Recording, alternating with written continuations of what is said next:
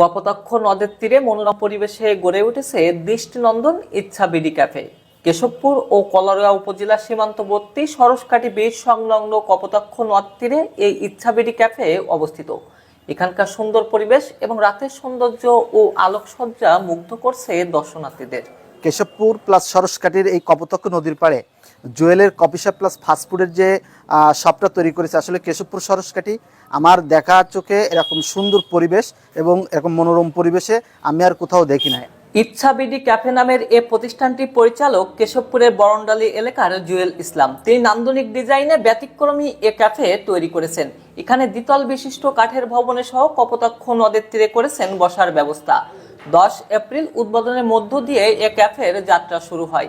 পরিবার পরিজন নিয়ে ইচ্ছাবিডিতে এসে খেতে পারবেন মানসম্মত ফাস্টফুড ও চাইনিজ খাবার। আমাদের ইচ্ছাবিডিটা সরসকাঠি কপোতাক্ষ নদীর পাশে খুব মনোমুগ্ধকর ডেকোরেশন করে গুণগত মানের খাদ্য পরিবেশন করতে পারবেন আপনারা এখানে। আর আপনাদের পরিবার পরিজন নিয়ে এখানে সময় দেবেন এবং এরকম ডেকোরেশন আর এরকম মনোমুগ্ধকর পরিবেশ আপনার কলারোয়া এবং কেশবপুরের আমি কোথাও দেখি না।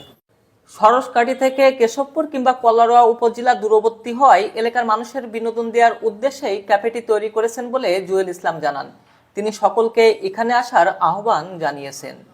এই ক্যাফেটা করার কারণ হচ্ছে আমাদের কেশবপুর 14 কিলোমিটার এখান থেকে, আর কলারোয়া 9 কিলোমিটার।